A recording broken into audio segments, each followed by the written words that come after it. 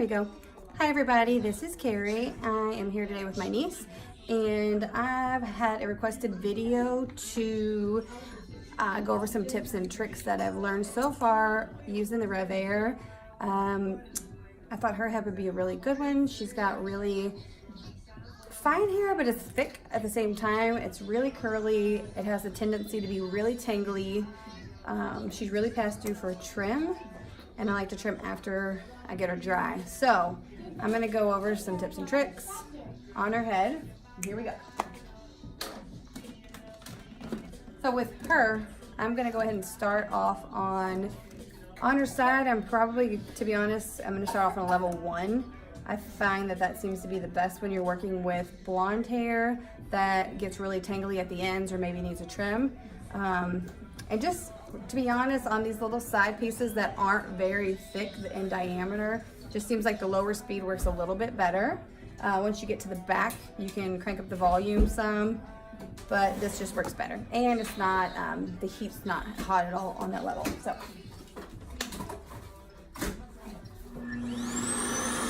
And I am going to be turning on the button for the heat.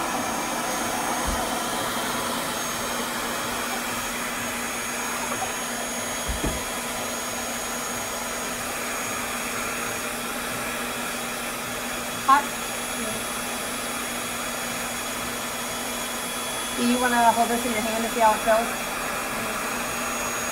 And you have to find your comfort zone. I might actually have it turned upside down for you, to be honest. You don't really have to bounce it unless it starts getting a little hot. Ideally, when you're on the lower levels, you can hold it pretty still. You'll tap it around a little bit. Go ahead and put your hand back up there. Kind of find your comfort spot. Sometimes on the side, I even hold on to this, whatever's more comfortable. And you'll want to tap around just a little bit to make sure you are getting all those baby hairs. The side pieces don't take very long to get dry. To find out if it's dry, you kind of pull it out a little bit.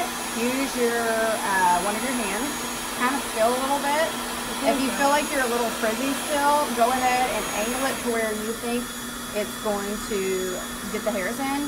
You'll notice, because it is almost dry, it just kicked off the heating device. It has a heat sensor inside. When the hair gets to a certain temperature, it turns off, and it returns on when the hair has cooled off to a correct depth. You can go ahead and pull it out.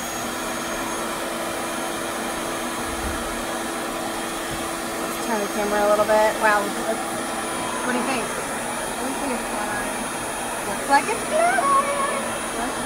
She actually, hold on to that for me. Her mama actually just ordered her one yesterday. I'll get that off of just her because that's awkward. But her mom just ordered her one yesterday. So she'll be getting hers in the mail. So it's really important for her to know how to use it. I always go through and I brush from the bottom after you pull the hair out, just in case it does tangle. But on level 1, pulled it completely straight on the side, did not tangle. So we're gonna go ahead. This part always seems a little funky because it's kind of wide. So I'm gonna go ahead and divide it in 2 on you, just to see how it does. So you'll have more control over your frizzies. Go ahead and turn the heating device. Oh, it's on. Okay, so go ahead and stick your hair into who. It'll suck it up now that the heat's on. And go ahead and find your comfortable position. However it's. And if it ever feels heavy, sometimes the hose gets in a weird position and you just, like when I'm at home, sometimes I even put it over my shoulder. And then the hose of it dragging down.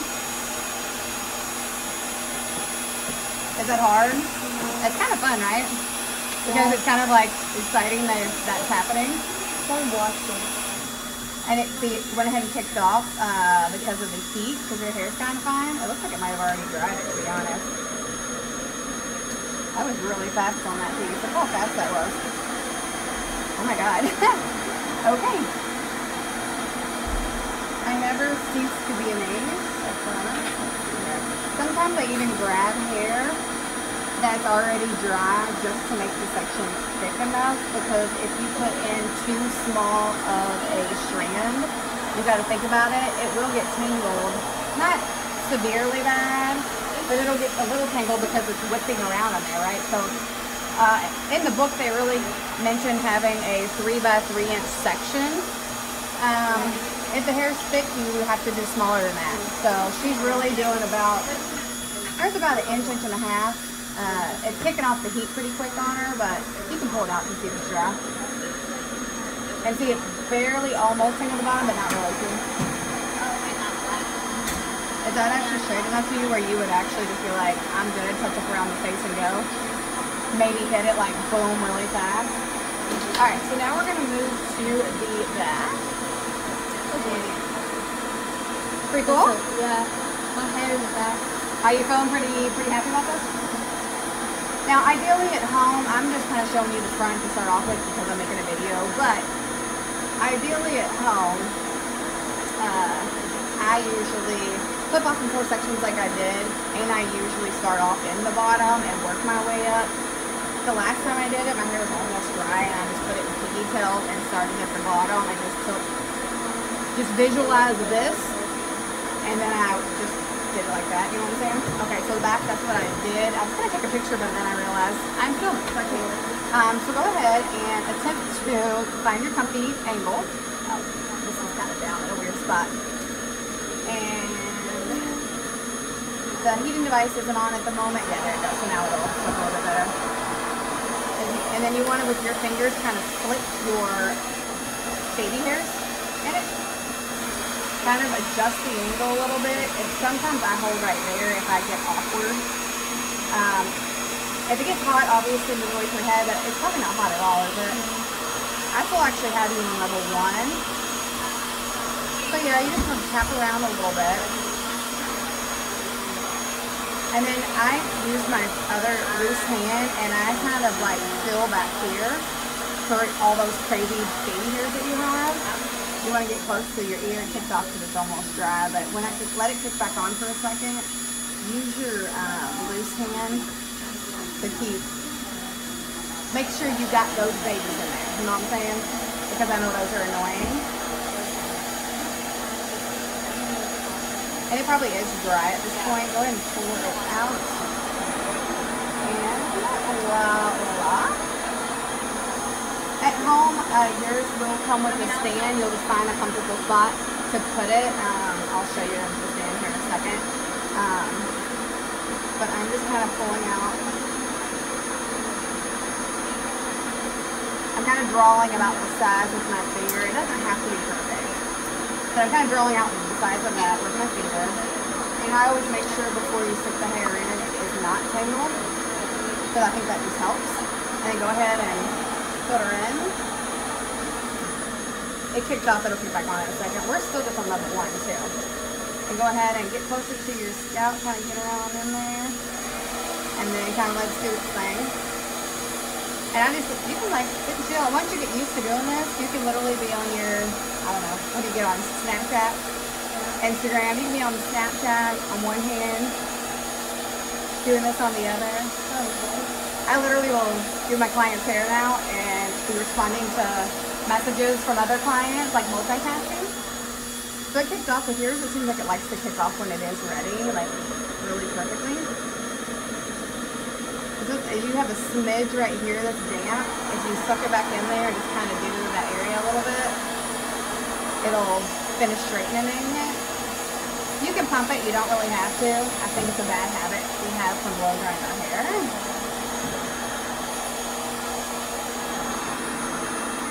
But if you actually just make sure it's completely dry when you shove your hand back through, your hair is almost flat iron straight. Are you seeing how straight it's getting? How about how straight it's getting? You don't want to be in my video? Look how straight it's getting, and she's done it by herself. You like it? It's impressive. It's impressive, isn't it? I think this is going to change. Are you all's live? I mean, careful, buddy. I don't know. And it seems like with yours on level 1, it's picking the heat off when it's ready, and it's staying cool enough for you to hold it all the way to your scalp. When you get yours, you can play around if you want to and crank up the speed a little bit. It might speed it up a little bit, but you don't really have to. I mean, I could probably put a little bit too for you. It goes up to level 7. And you've been on 1. Like your mom, I could definitely do like a higher level. I got a lot of hers on level 2 though. Kind of pump back this way a little bit because you know how, yeah. Get familiar with the arm positioning. This is the heating device that does have a filter. It will suck kind of like a normal filter, so you have to be kind of careful with it.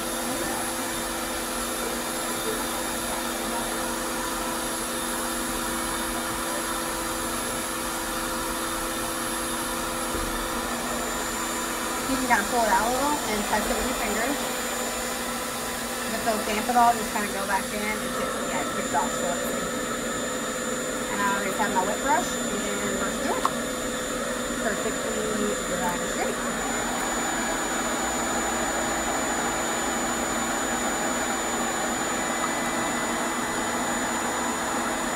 I can, like, if you were just standing up in your bathroom, what I would suggest, like what I kind of do in here, if I don't want to put it on the stand, I would lay it inside my sink if my sink wasn't wet. You know what I mean? Just so you have somewhere to kind of put it if you're standing up doing it. So, I mean, honestly, you could like chill in your bed and like dry your hair and watch TV.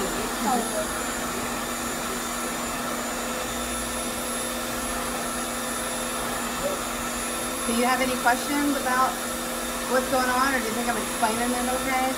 I think it's explained well. Okay.